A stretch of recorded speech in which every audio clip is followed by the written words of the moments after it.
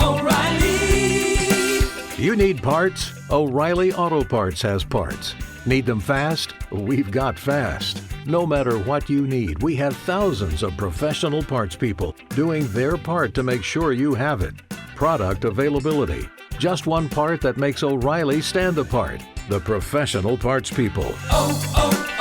O'Reilly Auto Parts. Yeah. You gotta work. You gotta work, grind, shine, it's mine. Gotta show everybody it's my time. Getting here, you gotta work, grind, shine. Never mind who talking down, cause they lie. Welcome to Let's Talk with Carl Lee. Join Carl alongside frequent co-hosts Lisa Otey and Hollis Lewis as they explore dynamic conversations with guests from all walks of life. Let's Talk is proudly brought to you by attorney Frank Walker. Real talk, real experience, real results. Visit frankwalkerlaw.com. The conversation starts now. This is Let's Talk. Hello, ladies and gentlemen. You've got the crew, Carl Lee, Hollis Lewis, Lisa Otey. We're all here. And just before we got on air, there was a conversation that I overheard about a good Super Bowl. That it was really good. So I'm going to... which one of you all want to start it out and give me your reasoning for it? Because we are so far apart. Well, I thought it was good just from the standpoint that, again, if you look at Philly's defensive philosophy, right? Mm-hmm. I mean, it's amazing that they were able to do what they did without blitzing.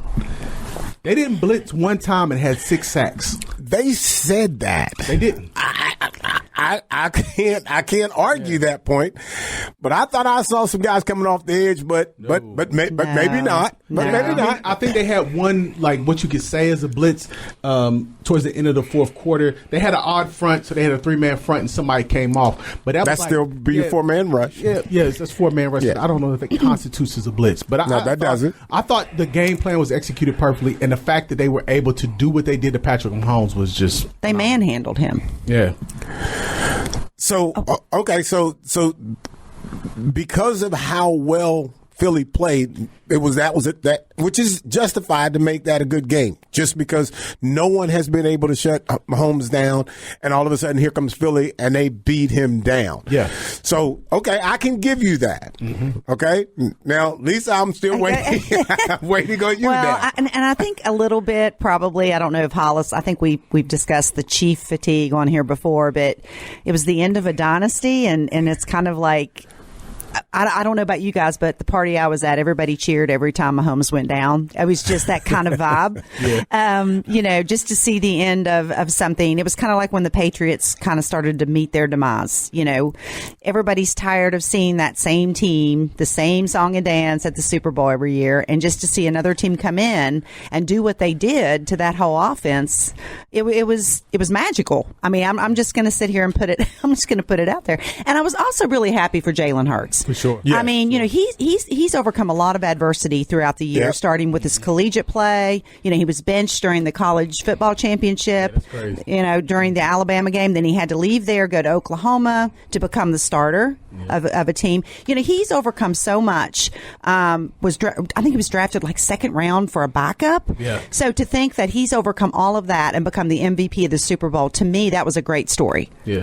That's kind of like a shut up everybody. I think so. That's a shut up everybody, and I don't think that's his personality to actually come across that way. But for me, I'm looking at that, and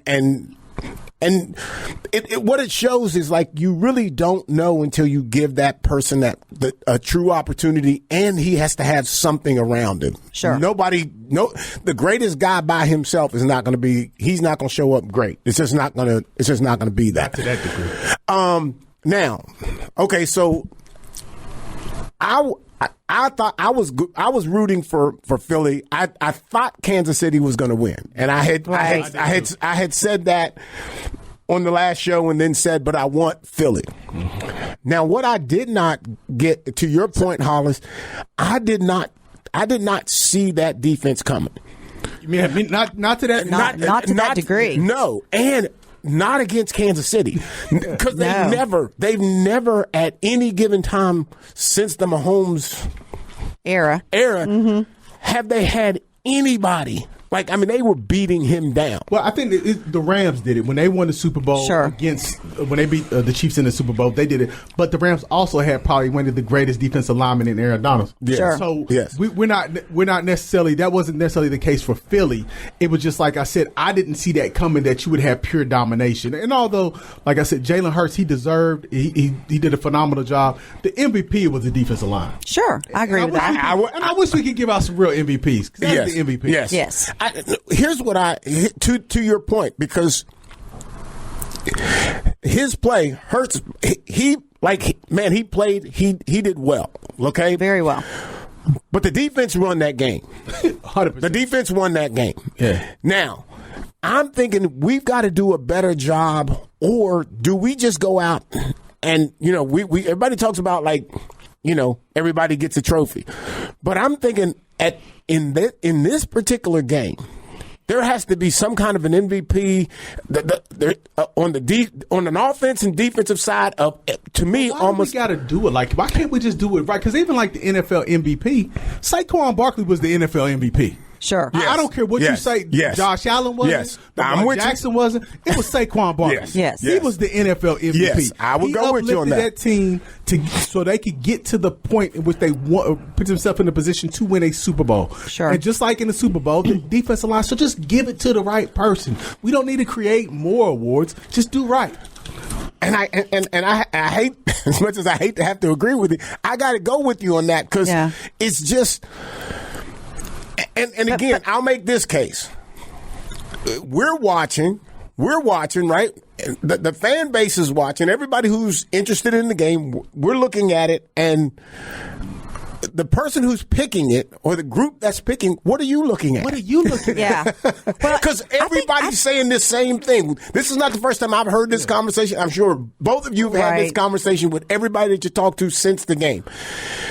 I think it goes back to what we were saying in previous shows about the quarterback position is sexy, and that's what people, the layman fan that doesn't really know a lot about the NFL or doesn't understand the game of football, I should say, that's who they focus on. And so when they're giving out these awards, they're basically looking at those players that the crowd's going to recognize over others. 100%. Fans. 100%. The name. And 100%. And you, when you're saying that, I think to answer your question earlier, because Lisa just made me think of something, the reason why this game was fun, I was watching it was fun to watch. I was watching it with a college football coach. So I'm watching it with Coach Pennington at State. Okay. And he's breaking it down. Like, we're calling, that's a pin and pull. We're breaking, like, he's giving me the term. Yeah, his terminology. Like, it's basically, we turned that Super Bowl party into a film session.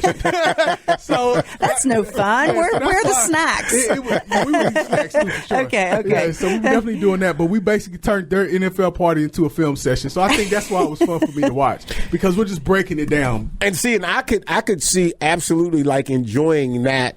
To sit with, like a coach, a legitimate coach that knows the game, and listening to him. Now, fortunately for me, I'm watching the game with Chuck Foreman. And for those who do not know Chuck Foreman, Chuck Foreman was the back for the Vikings, and he's the gentleman who created the spin move. Oh yeah, okay. Yeah. He is what they call the spin doctor. Okay, the spin doctor. The spin doctor. That's his nickname, the spin doctor. That's cool. We were sitting and we were watching the game, and we didn't get a chance to really dig down into it. But a couple of things that he was saying, about running the football. He says that running the football still today will win you a football game. 100%. Sure. But because the quarterback has to throw the ball in order to be great, now if he scrambles, he's good. If he scrambles and he throws the ball, now he's special. Top of the class. And what does everybody like to see, though? Nobody really likes the ground and pound. They don't really, for the most part, most people are caught up in the passing game. I think they're caught up in it. But, like, even to your point, like when me and Coach Pennington and I were watching the game, and we're saying, because if you look at it, Jalen Hurts, he had like 70-plus yards rushing. Yes. So we're saying, and to your point, I'll give you credit for this because you said it at the beginning of the season, even last year during the offseason free agency, you said why you wouldn't sign Dak Prescott because he couldn't run the ball. Yep. When you look at Jalen Hurts, he's the prototypical pro quarterback now. Again, and I say that not because you're not going to get a Patrick Mahomes. That's a once in a generation talent. He's a different runner from that. But what I'm saying standpoint, is his but you're ability right. to throw the ball, his ability to run, he's different. He's on another level. Yes. But I'm saying if you're looking at a prototypical quarterback who can give you the perfect balance of being able to throw, make good decisions, and knowing when to run and running effectively, Jalen Hurts is the prototypical quarterback. And the reality he's to that, the new prototypical quarterback. Yes, and the reality to that is, there's there quarterback runs for him, specifically quarterback runs for him. Sure. So he doesn't have to scramble. He ain't scrambling out of the pocket. They're making sure that you are all the time have to worry about him. You're playing 11 on 11 football. You got to play 11 on 11. You can't say, well, he'll scramble and run. No. There's a play for him to run. There's a play, yeah. And I think when you're putting that in, I think that's when you know you've got something. So to me, I think Philly they were smart enough to think, well, hey, we can get Jalen, we can give him some runs. And we think that, they're going to have to focus on that. And again, that also slows your D-line down. Yeah, for because sure. if you got a running quarterback, a design play, you're not just pass rushing. Yeah. Well, I will tell you this: the post press conference, the presser after the Super Bowl, Jalen did give credit. He said one of his comments was "defense wins championships." So he did give credit to his defensive line. So to that point, that I thought that was a good thing for him to do. And I never want to hear nobody say that again. Offense don't win the championship. It's defense, because that defense it dominated. I'm talking about they dominated the best quarterback of this generation. Even the picks, even the interception he threw when they were backed up in their territory closer on a goal line, he got bumped. The defensive lineman took the offensive lineman and ran it into Mahomes. He didn't even touch Mahomes. He got bumped, and then he made an errant throw because of that. It was just phenomenal to watch, like a defensive front in totality be that dominant. Did you all see the body language of Kansas City? Oh, it was bad. It got bad quick. They were like in shock. They just couldn't believe that a team was actually doing what they were doing to them. In my opinion, they were just like, what is going on here? We've never seen a team like this. 100%. Honestly. It amazed me. 100%. Yeah. And and Hollis, you know this as well as anybody. When things ain't going well and the quarterback's getting hit and throwing the ball bad, a lot of times folks want to, the linemen want to dude, you got to do something. And then everybody else is talking about, hey, the O-line, y'all got to do some protection. That breakup, it does not take long to happen. Right. And to your point that you made, like what Philly was able to do running the ball, and they wore the Kansas City Chiefs defensive line down. The Chiefs didn't have a counter for that. So I think that's probably going to be a point in this offseason. They're going to find him a running back. You got to find me a running back, because you can't do that to me where I have to throw 50 times a game. One-dimensional doesn't work. One-dimensional don't work when you're getting dominated. And you don't have, like I said, and even the Chiefs, the receiver, they got pretty good receivers, but they don't have that good possession Brown that Philly has. They don't have that guy. Yeah, and to that point, it's going to be hard. If teams have to find a running quarterback that can run like Jalen Hurts or Patrick Mahomes, right? Like, if that's the guy you got to have, everybody you got to have it. You got to have it in modern football. But you're not going to get it. But you're not going to get to that level. No, and to that point, but I've got to make sure my offensive line can pass block or run block, and I got to get me a running back. That's the point. You got to get a running back. You got to get a running back. You got to make me worry about the running back. At least a little bit. But don't they also have to look at that offensive line? I mean, don't they have to maybe, I don't know. I mean, it seemed to me that you saw some chinks in the armor of the Kansas City Chiefs. I'm going to say this to that. They were hurt too, though. I'm going to say this to that, and I'm curious to what you all say back.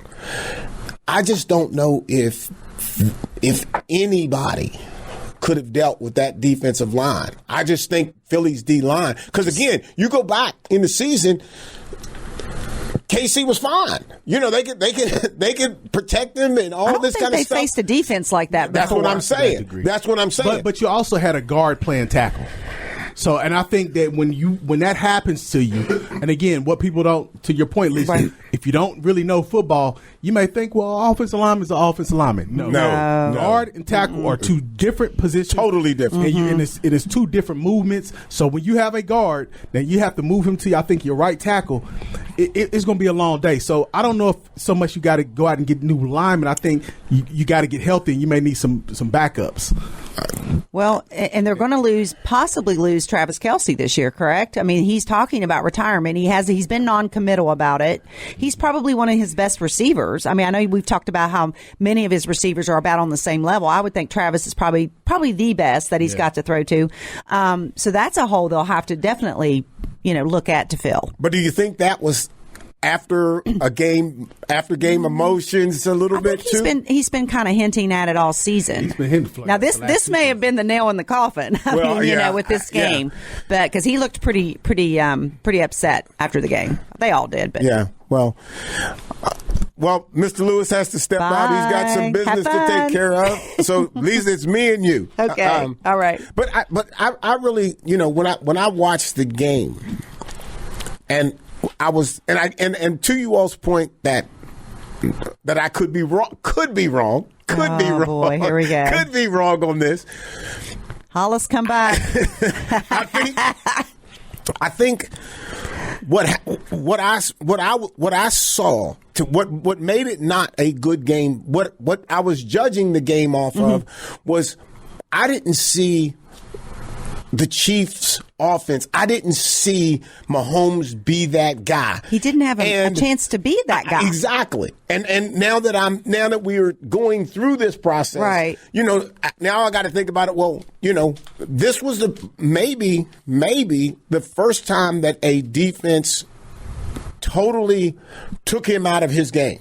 I think it was. And I'm not even going to say just him, but just absolutely destroyed that offensive philosophy to no end. When you suffer 6 sacks in the Super Bowl, I bet he hurt the next day. And I'm not talking just mentally. I bet physically, because they took him down, and they took him down hard. But I'm one of the interesting yes, physically, but what's interesting to me is you've been this guy for X amount of years, and all of a sudden this shows up. You couldn't have, there's no way he came out expecting that or even thinking this is remotely going to be how this game's going to go. Right. And then all of a sudden he's going through that. What is he thinking? I don't think he's the blame guy. I don't think he's going to, I don't see him, he's the blame guy, but I can blame the line for him. That would be my focus. Yeah, I would blame that line. And if there were injuries, I didn't realize that if Hollis, what he stated, and I'm sure it's true if he stated it, but, one injury. Now, if it was, more than one injury on the line, possibly you could see that would be, this would be the effect of that. But if it's only like one guy that had to switch positions, that doesn't explain how the Eagles could get through and dominate. But here's part of that. Okay, so you got a guy playing out of position, right. And now you got a backup coming in to play his position. So that's two. Right. So that's really two positions. And I don't know if they were on the same side. But I don't know if it really would have made any difference with the way that line, the way they were coming, the way they were playing defense, as aggressive as they were. I just don't know if they're normal guys. If two, and I believe two guys can hurt you. It can, especially on the line. It can. But it didn't look like the guys were confused about where they should be. I just think they got manhandled. Yes, I think that's and the interesting thing to that is, would that have happened if the other, I'm playing my regular position and the guy that's out is back in.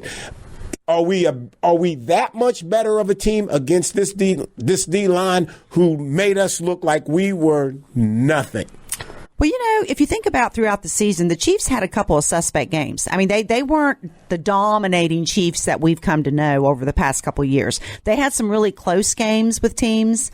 It wasn't like it has been in the past. Right. So you kind of got that vibe that when this game started, that if the Eagles could play defense and get to him, with it being a one-dimensional type of offense, which, I agree with Hollis, they need a running back. They really do. But being that one-dimensional passing game, once the Eagles figured that out, it was done. Yeah. They were cooked. Especially once they got up. Yeah, sure. I mean, it was like, 24-0 at half? Do you see Kansas City changing? Do you see what are your changes? Or did we just have a bad day? Right. Well, I would like to explore more information on the offensive line situation and how many players were out of position and trying to, take care of that. But then you'd also have to look back at games where everybody was playing in their original positions and see how that worked out for the offensive line. But honestly, I really feel like they definitely need to look at their running game. They've got to establish a type of running game with some type of running back. Yes. And they definitely have to look at the offensive line, to a degree. Maybe it was that played a part, but to me, that was such a domination. I don't think that was the total reason. I don't know, and I didn't watch it. I hadn't seen Philly really play probably prior to the playoffs. But that, to me, against what was considered the best, let's say the best other team. Right.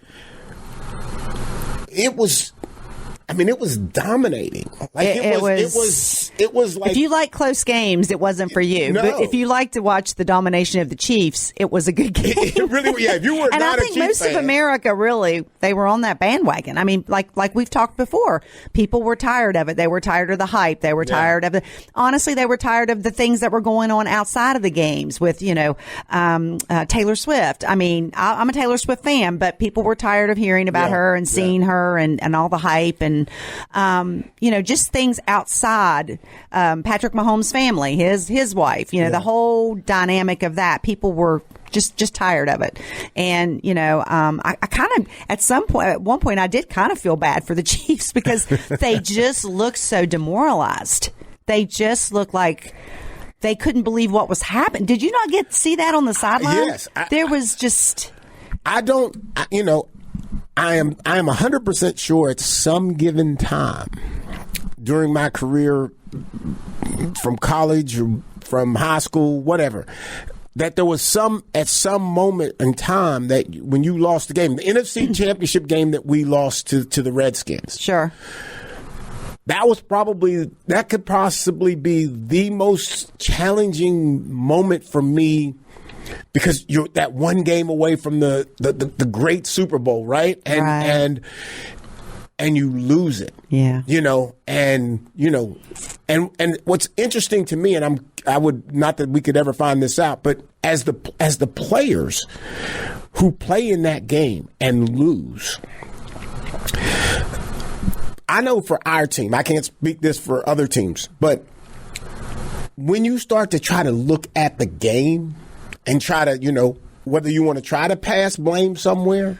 Sure. It's so hard to do, because in those games, there's no way you can go through that game and not get beat, not miss a tackle, not do something that could have impacted, something that could have changed the game. You give up a touchdown and you lose, but you didn't lose by that touchdown. You lost by 4 touchdowns and you only gave up 1. Well, still, you gave up 1. You're still part of that. Don't you think the margin of victory plays a huge factor in the mindset of the team? Because it wasn't just a loss by like a field goal. It was a dominating loss. It was an embarrassing loss. This loss to the Chiefs may be, to me, one of the biggest losses that I've seen in recent Super Bowls. I agree. And I'll even go in the playoffs. even in the season, like you typically kind of know who's going to win the game when they walk into the game, or you say, like everybody was saying, this is going to be a great game. Right. No, it really. No. I mean, it wasn't a close game. It wasn't a close game, right? And it was literally dominated by the team that everybody thought was going to lose, right? And I really felt like at halftime when they went into the locker room down 26-0, I thought, or 24-0. Sorry, I really felt like, okay, they're going to come back out. They're going to have a game plan. Andy Reid's going to work his magic. Patrick Mahomes is going to get some more time. The offensive line's going to fill in those holes and gaps and gel and kind of hold the defense so that he has some time to throw the ball. It never happened. Right. And I think part of the reason, and the hype of offense, the predominant fan base of offenses, quarterbacks and receivers and all that kind of stuff. I think what we've seen though, what we see, and I keep saying it, is this transition going back to being able to run the football. Yes. And what may be new to it is your quarterback is actually being part of that running system as well. I think, and I don't think that that the defenses are set up to take on the run. I don't think the secondary are not yet. I don't think the secondary is prepared for making tackles of a back, 6'1", 6'2", 230, 240. I don't think that's not what their game plan is about. And that's kind of going back to what we said about the one-dimensional offense with Patrick Mahomes and their game with, passing the ball. Yes. Wonder if it would have been a different game if they'd had a solid running back that could run the ball and kind of take the pressure off of Patrick Mahomes. It seemed like he had to pass almost every play. And put pressure on the defense. Yes. To not just to cover the receivers, basically. They knew what he was doing and put pressure on. That was it. That's all they had to do. And they did it well. Floyd Peters was our defensive coordinator when I was there. And of course, Pete Carroll was the secondary coach. And the defense that we played and everybody knew it. It was an attacking defense. Right. But we were playing man to man. Sure. Now, I'm not saying that, that they can't play man to man, but if you're gonna try to win a football game and you want to try to get pressure on the quarterback, you got to go. And then you got to lock up outside, and you got to be willing to, just play some man to man. You can't play any kind of zone soft coverage. No. And you're not getting any pressure. Sure. You've got no shot. Right. So interesting. Yeah, well, and here's my thought, and I wanted to see what you thought about this. I think the Eagles look so strong on both sides of the ball. I can see them repeating. I can see them being the next Kansas City Chiefs dynasty. I really can. I don't see another team in the league that looked as good as them this year. Well, now, I'm a Packers fan. Come on, I think, and me. I hate to say this because it'll sound crazy. I think there are teams that are still just a step away that may fix what they need. I think the Vikings are one of those teams that are just missing a little bit. Okay. And so there are a few teams like that are really, really, I think, just a few players away. Yeah. Now, Kansas City does not need a lot. You know what I'm saying? If they look at it and say, you know what we need somebody that they have to be worried about on the outside. We need somebody that can go deep. Right. We need some speed on the outside. Sure. And we need a guy that we can run the ball 15, 16, 18 times in the game. And just take a look at the offensive line. Yes. Take a look at it. You're going to have to. But then, okay, so here's the other part of it, and I'll throw this out. You're the football player. I'm just the queen. The queen. Okay. So, okay, let's say Kansas City has all the pieces back in place next year. They run the table. They get to the Super Bowl again. Do you not think a defeat like this will not play a mental factor next year if they end up in the Super Bowl? Kind of like that. I don't know, just that embarrassment hanging over your head and trying too hard. Like you can have that mentality that you're trying so hard that you're not doing the things that you need to do on the field. Does that make sense? It does, totally. I'm going to go out way early. Hangover. It's a hangover. Yes. Yeah, it's a Super Bowl hangover. I'm gonna go way out on a limb, way early. I don't see Kansas City going to the Super Bowl next year. I don't see it. And you think because they have just so many things they need to fix and they can't in that amount of time? I think the things that it's perfect when you're winning. But when you fall apart in a game like that, now my loyalty to that team, not not during my time, but in this time, my loyalty now is if my contract's up. Oh, that's another good point. People jump ship. Yes, I'm more than willing because you know what? We're done. Our run's done. Even though you may have gone to the Super Bowl. Right. You see the writing on the wall. You see the writing on the wall. Maybe we're on our way down. Mm-hmm. So there's no reason for me to stay here. Yeah. So that's going to be another part that's going to play a factor in it. I think that is something that.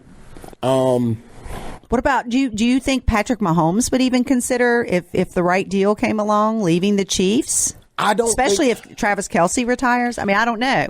I don't think Patrick I don't know what Mahomes, his contract is like. I was going to say I don't think the Chiefs. I don't think the Chiefs would let him be out there.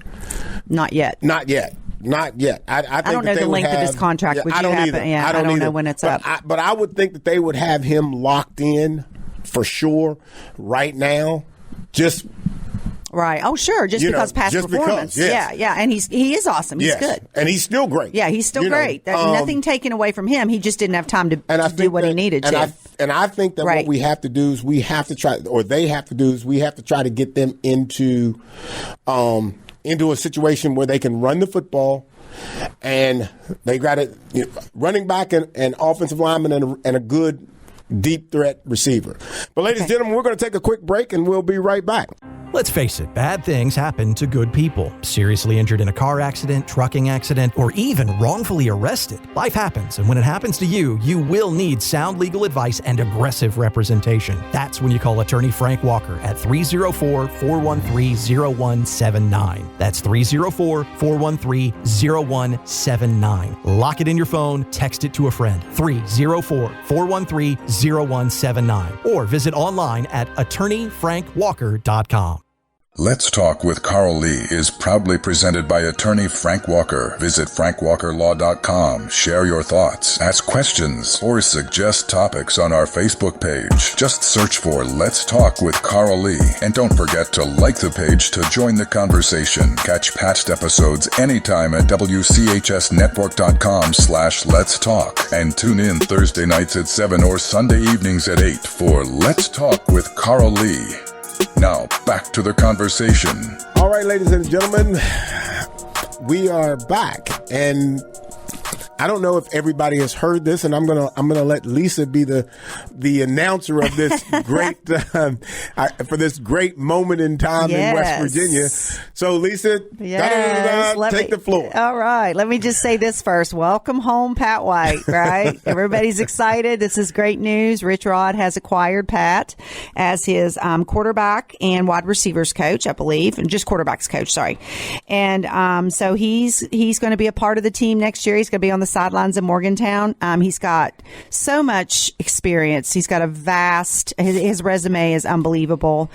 Since he played at WU from 2005 to 2008, he has coached in various positions at 4 different colleges, small colleges, which were Campbell University, Alabama State, USF, and Alcorn State. Mm-hmm. And so to me, before I go any further with his resume, this is going to be a key advantage to having Pat on the sidelines in Morgantown because he has that connection. When it comes to the transfer portal, he can look at those schools. He may see a player that, bigger schools have overlooked. Yep. And because they have that connection with Pat and know who he is and know that he was a part of their staff, he's probably going to be able to make an acquisition of a player a little bit easier than some other coaches could. So he'll be a huge advantage for the recruiting process. I think so, especially for the mid-tier schools.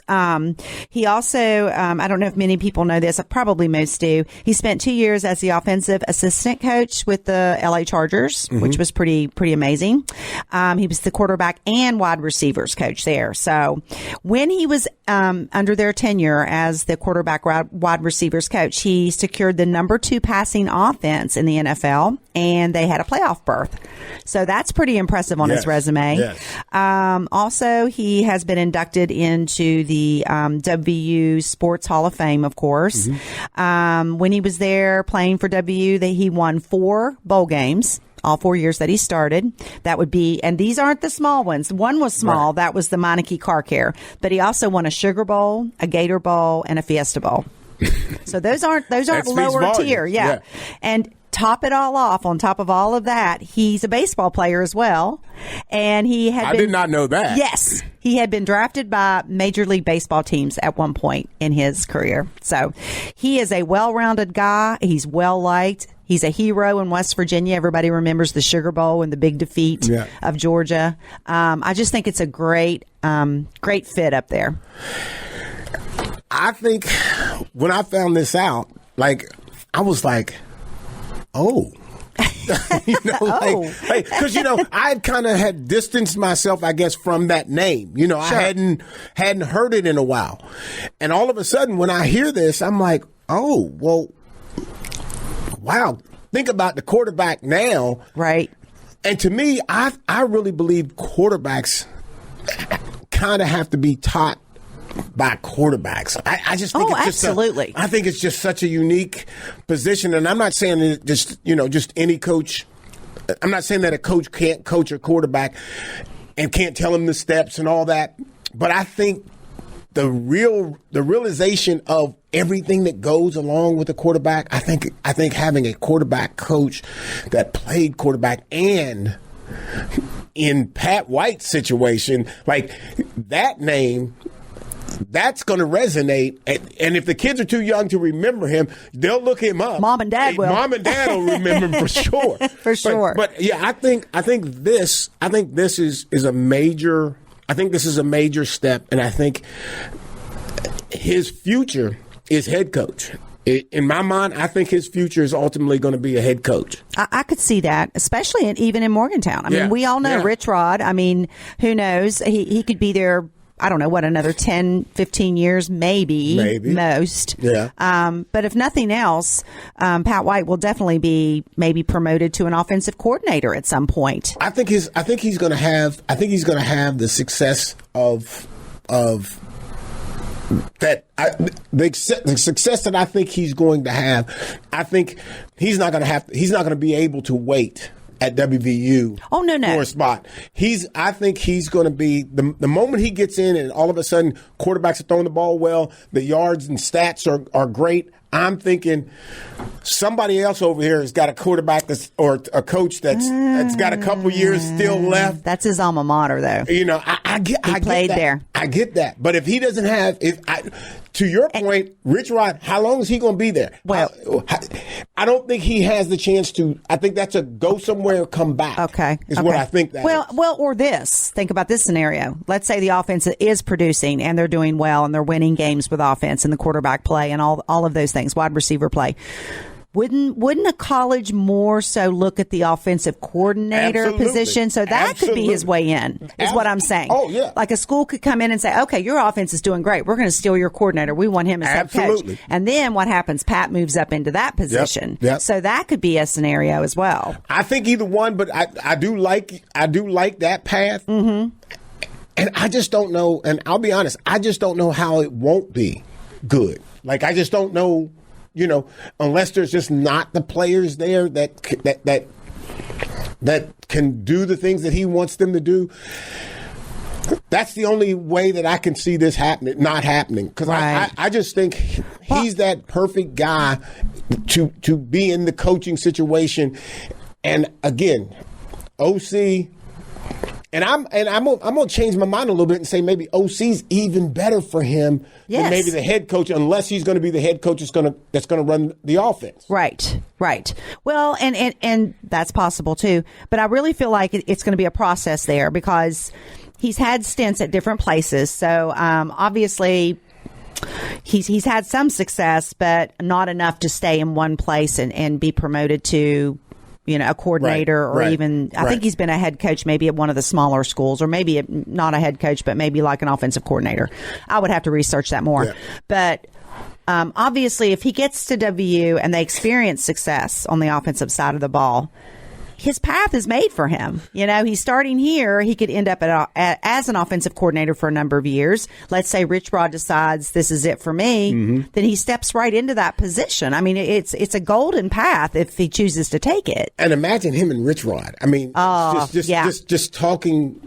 Right. Football. Right. Just imagine them two in the room sitting talking football. I mean, I want to be there. I want to be. I want to be a fly on the wall, right? Yeah. Yes. But yeah, I think it's a great acquisition. Definitely, Morgantown's going to be. It's going to be just dynamic this fall. I think the ticket sales are going to go back up.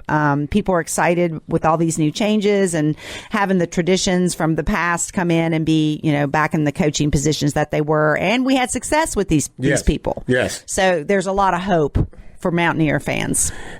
And anytime you get to have, like a legacy player like that, and you get to have him on your coaching staff, and the higher he is in that status, you're talking about bringing more fans back because Absolutely. Now they remember him as a player. Yes. And because they remember him as a player, man, we're coming back. Sure. So sometimes when the record's not all what it needed to be and all that kind of stuff, and people are, the fan base are kind of walking out, I think you're going to have a whole lot more walking back in. Sure. Now. And I think that was the whole point of hiring Rich Rod back. They knew they needed a name. They couldn't just hire an unproven offensive coordinator or defensive coordinator from an equal size school or a small school. Right. They knew we were in Code Red in Morgantown. It was Code Red. Yeah. And the past few years, fans were disgruntled. They'd been calling for, to fire Neil Brown for a number of years. And so they knew that they were in this emergency mode, and they brought in these names that are going to help bring in the fans again. Do you think that these hires, and this is not to be meant as like not qualified. That's I'm not even thinking about that. Sure. But do you think that this was a well thought out plan of bringing back people that the fan base can absolutely relate to, and maybe even be patient with them because of who they are? Sure. Do you think that could have been part of the draw? Probably. I think definitely for bringing Rich Rod back. But see, Rich Rod is hiring his own staff and his own people. So he doesn't want to bring anybody in there other than the fact that they're qualified and they're going to help him win games, to me. So he's the one hiring Pat White. He's the one hiring all his surrounding cast, so to speak. I think that the hire of Rich, definitely what you said, played a part in bringing him back to Morgantown. But the surrounding cast, the surrounding assistant coaches, that's all on him because he knows he's got to produce. He will have some leeway, but I'm telling you right now, if he starts losing to Pitt and losing games in general, I don't care who you are, you're going to be in the hot seat. But see, and to that point, I think where we are now and how we blame coaches. Sure. There's a lot of stuff that's inside of that, and I think it's more than just it's more than just who's coaching. It's the whole structure. Okay, and I'm gonna shift this into I'm gonna go to high school. Sure. South Charleston High School. Mm-hmm. Their coach Wrestler, stepped down. Yes. And I think everybody or a lot of folks, if you have Facebook, you can read some of the things that he said. I think high school football is extremely difficult for a coach to quote what we used to say is rebuild a program. Sure. I think the idea of rebuilding a program, you either have to go out of your school and go find. You have to recruit. You have to recruit kids Let's to come. call it what it is. Yes, you have to recruit kids from other places to come to you, come play for you. If you try to build on what you have, you're going to be sitting in a situation where you may be playing a 9th or 10th grader against a 12th grade, which becomes a safety issue. Which it becomes a safety issue. And as South Charleston continuously becomes winless season after season and have been there, okay? Right. And seeing it. My problem with the huge gap between South Charleston being able to have a chance to rebuild, it comes back to kids not wanting to go through that growth. They don't want to. Being part of Marshall's turnaround, to be able to say I can say that I was part of Marshall's turnaround when I was there and we won how many ever, maybe 8, 9, 10, 12 games max in 4 years. Right. But I get to say that I was part of that. You were part of something. Yeah, we won. Mm-hmm. We did win some games, and we did beat some teams that we hadn't beaten in a long time. But I don't think that's enough now for parents. I'm not even going to. I'm going to go past the kid. I'm going to go to the parents. Okay. I think parents want, rightfully so, they want what's best for their kids. Sure. And that is winning. Sure. That is being part of a winning culture because you think having that winning culture is what you want for your child. But I'm going to make, and I think there's a whole lot of athletes will say, adversity is really where you learn lessons, where you get life lessons. Sure. And we went 3-13 my second year in Minnesota. Mm-hmm. I had guys who hadn't lost 2 games in 4 years at college.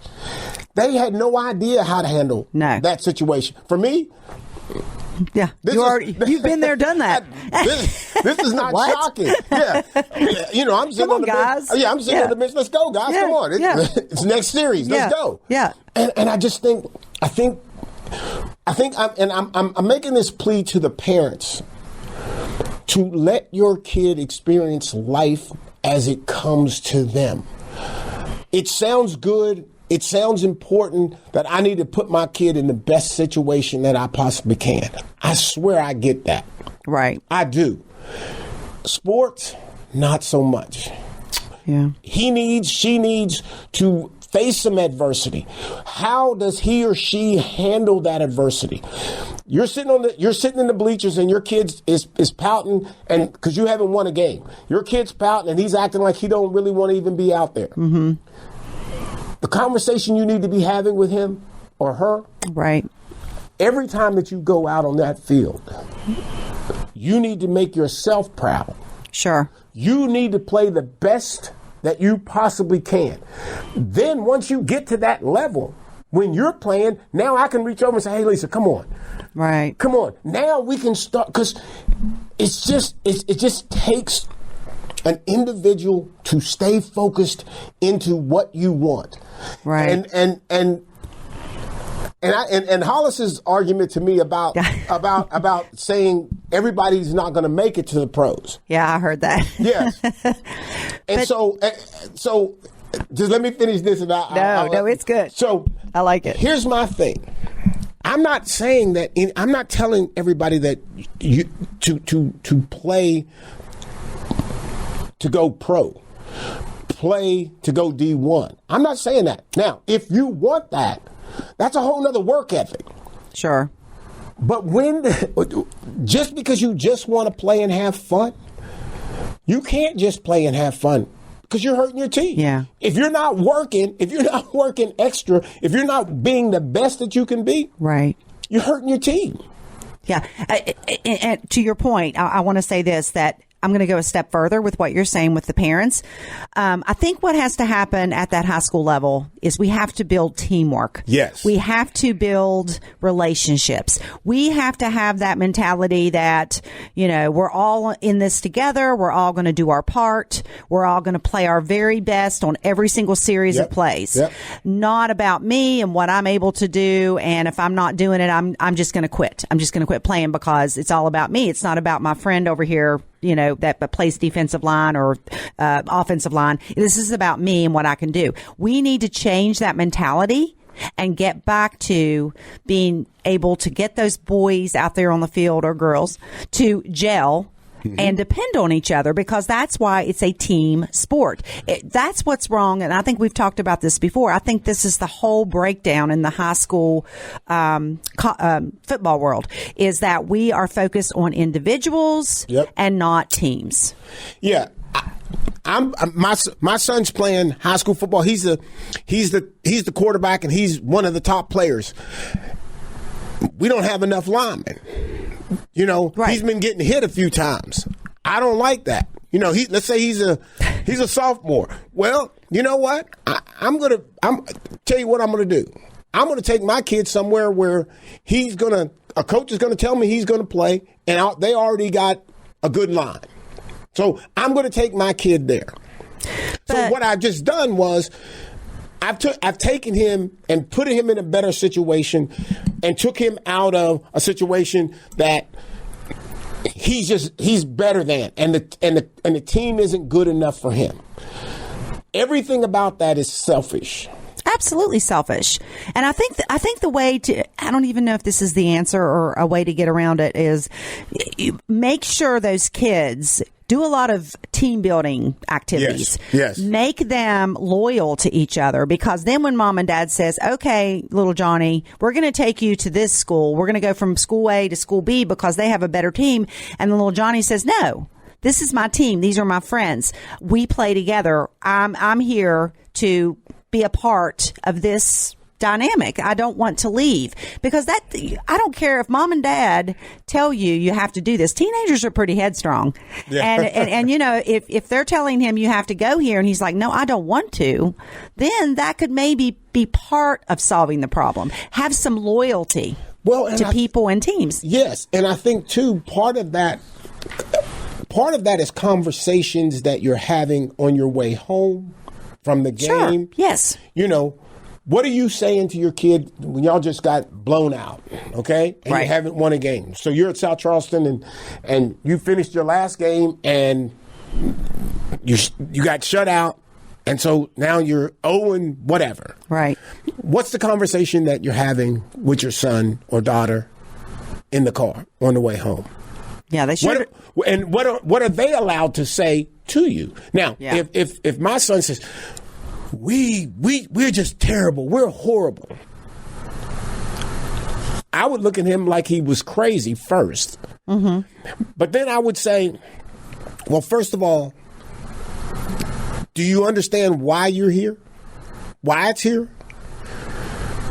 What do you mean?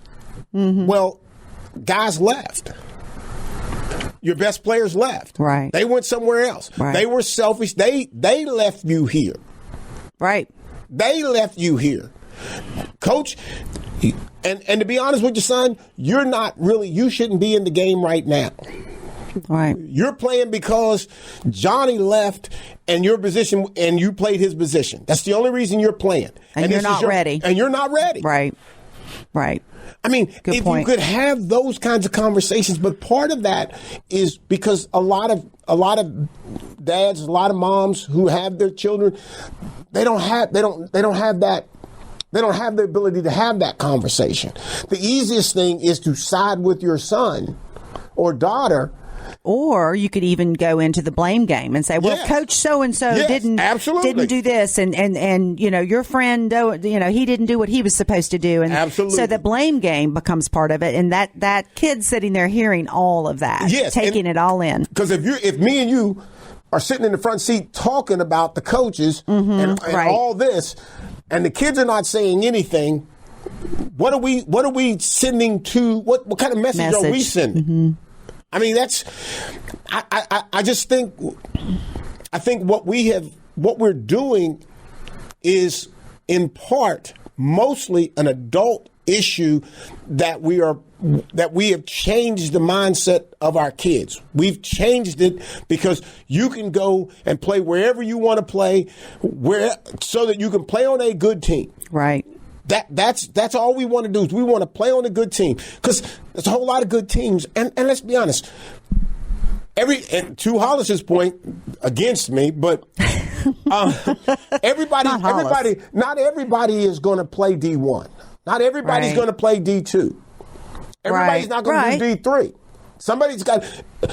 You may just play high school ball. Right, but you need to have pride in that. But you got to have pride in that. You got to still work. You got to have respect for your coaches. You have to have respect for your teammates, and you have to have pride in whatever you do. I don't care what you do. You should have pride in it. If you don't want to be the best that you can be, and you're on that team, and you know that you're not going to college to play, why are you there then? Right, you're in the way.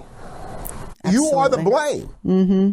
And as bad I have as no argument with that. I don't really know how anybody can argue with it.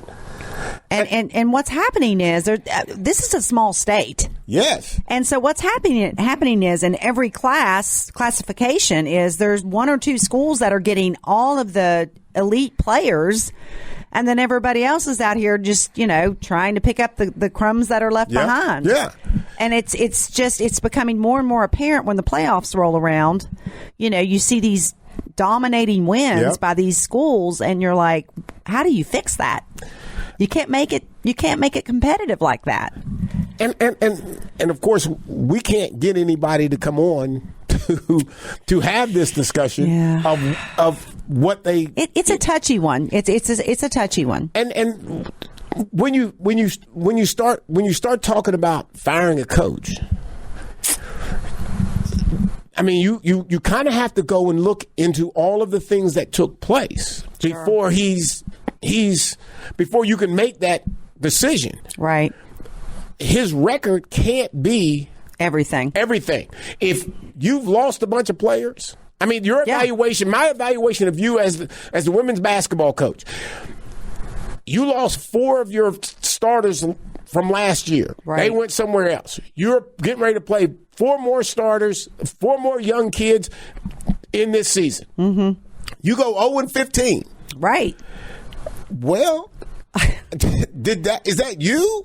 I know, right? No, I agree. I mean, you have to look at the whole body of work. I don't care how long you've been there. Right. A lot of it depends on who you have to play ball. Yep. Period. What kind of talent level? Did you lose everybody? I mean, all those play a factor, not just, your tenure at a school. I mean, it depends on what's happening as far as the transfer portal goes. I mean, that's just the way it is. and if I would say anything for Coach Ressler, I would say, my hat's off to you. Mm-hmm. Because you didn't even have to try to go back. Right. But you did. You took the step to go back to see if you could do it. All right, right. And I'm not even. I don't know how I really want to say this, but the reason why I left, to me, seems exactly why you decided that you couldn't do it. Now, I don't care if anybody wants to blame him for 0 wins in 2 seasons. Have at it. Right. But and I understand that the head coach always takes the blame. I get it. I accepted it on my end. Sure. But there is an issue at South Charleston High School. There is an issue in why they don't have players. And that's not the coach's fault. That's not the coach's fault. Right. That's not the assistant coach's fault. Right. That's not the parents or I'll say this. For the parents who stayed and their kids are still there, my hat's off to you. Sure. My hat's off to you. I I don't understand. I just, somebody would have to sit down and talk to me because I'm not leaving South Charleston. I grew up all the way through. I'm not leaving. Right. And now, and God forbid if we get NIL. Because everybody's going to go. Everybody's going to go. It's the worst thing. It's the worst thing that can happen in this state. I just don't know how it would work at that level. Let me rephrase this. It doesn't work at the collegiate level. I almost said barely. It really doesn't work there. They've got to tweak that at that level before they move it down to the high school level. They need to get it right at the college level. If they even want to think about doing it at the high school level, they need to do something about it at the collegiate level to make it more fair. Let me ask you this question. And I think I've said this. Maybe I might have said it on an overtime. But so if someone were to call, this is me asking you your opinion. Mm-hmm. If someone called me and asked me for some money for NIL, mm-hmm. for their team. Sure. What do you think I would say? No. Yes, you're right. You're right. You're right. Because I know how you feel about it. Yeah. And yeah. Because I didn't get paid. I didn't get paid. There are kids that are in collegiate football. This isn't sour apples, right? You're just mad because you didn't get paid and you won't contribute. I'm not this is contribute. More like you just don't feel like it's morally right. It's not morally right. Okay. It's not morally right. And again, like I said, my first year as an NFL player, these guys make way more than I was making playing ball. I know. So in my mind, I'm thinking, well, am I going to pay this kid? Am I going to contribute to this kid's $100,000 for what? What am I getting back from this? Like, right. I mean, there's no justification other than he's going to stay at that school. Right. Well, for now. For now. I mean, they jump ship. I mean, I don't care what kind of NIL. If they can find a bigger NIL somewhere else, they'll leave. I mean, that's just facts. And they don't have to pay back what you give them. No. They just randomly go to the next school that offers a bigger paycheck, and they can take what they got here and then move here. And I can't blame them for taking it. No, I don't blame any. The players are not at fault. No. They're doing what's best for them. Absolutely. Period. Absolutely. The NCAA is who's to blame. Because it's professional now because you're getting paid. But I don't even know at the high school level how that would even work. Like, they would have to have some type of oversight. Like, I don't know. It would be something that I don't think they need at this point. Right. Well, so we'll end it there. So, ladies and gentlemen, we appreciate you listening, and we'll be back again next week. We're out. Thanks. Let's Talk with Carl Lee is proudly presented by attorney Frank Walker. Visit frankwalkerlaw.com. Share your thoughts, ask questions, or suggest topics on our Facebook page. Just search for Let's Talk with Carl Lee. And don't forget to like the page to join the conversation. Catch past episodes anytime at WCHSnetwork.com/Let's Talk. And tune in Thursday nights at 7 or Sunday evenings at 8 for Let's Talk with Carl Lee. If you fall, dust it off and get back up on your feet.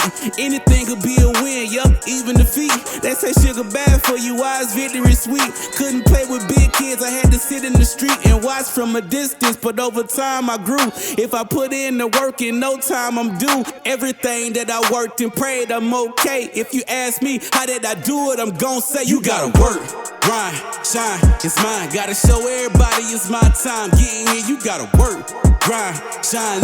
Never mind who talking down, cause they lying. Don't talk, you gotta work. You gotta work. You gotta work. You gotta work. You gotta work. You gotta work.